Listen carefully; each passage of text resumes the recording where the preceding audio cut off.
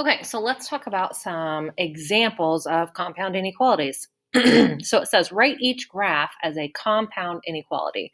So if you remember, compound inequalities are going to be your and or your or statements. Okay, on your and statements, remember it's shaded to the inside. Your or statements are shaded to the outside. So if we look at one is an and, two is an or, three is a and, four is an and, five and six are both ors, okay?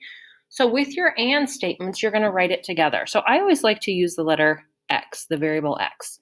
And so then when you look at that, x goes in the middle, 0 is your smallest number. I'm gonna put it on the left side. 7 is your bigger number, so I'm gonna put it on the right side. So if you think about all of these are your possible answers. So if these are your possible answers, I always like to start with x. How are your answers compared to 7? Are these answers greater than 7 or less than 7? They are all less than 7. Then you have to look at your 7 as an open circle or closed circle. If it is an open circle, it is just less than or greater than. If it is a closed circle or shaded in circle, it is less than or equal to or greater than or equal to. I always think about it, you have your circle and there's extra shading, you have your inequality, and then there's an extra line, okay?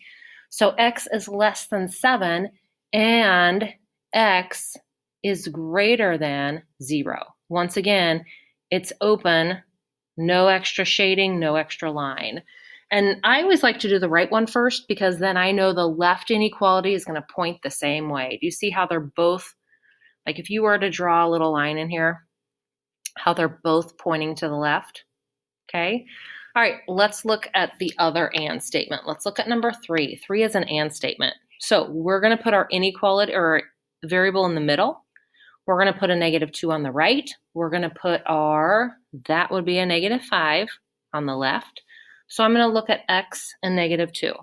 All of these are my possible answers. So are all of my possible answers less than or greater than -2? They are less than, so it is going to point to the left. Now, are they equal to? Nope, no extra shading, no extra line. And so then I know my left one, my possible answers are greater than -5. Now notice there's extra shading, so we need that extra line. Okay, now let's talk about number 2. Number 2 is an or statement. So I am going to write or in there. How does x compare to 0? How does x compare to 9? Notice that point is at 9, this point is at 0. So all of these are my possible answers. So all of my possible x's, are they less than 0 or greater than 0? -4 is less than 0. Now notice shaded in, so I'm going to add the extra line. So x is less than or equal to 0, or, and you have to write the word or in there, my x's are greater than or equal to 9, okay? So all of these, 10 is greater than 9, 11 is greater than 9, okay? So notice I wrote down 2 inequalities as opposed to just one compound inequality. I wrote x twice. I have the word or in there. All right, now let's look at 5. Same thing, it's an or statement. So over here, I'm comparing x to 0. Over here, I am comparing, wait a minute. Nope, that's a little bit different. I am comparing x to +9, okay? So if I'm comparing x to 9, all of these are my possible answers. Is 10 greater than 9? Yep.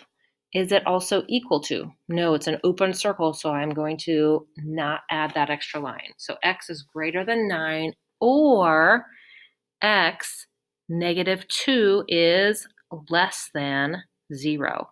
It is also equal to because it is shaded in, so I know it's less than or equal to. And notice my inequalities are pointing opposite directions, okay? All right, so I want you to try 4 and 6 on your own, and then we're going to go over them. So go ahead and pause it.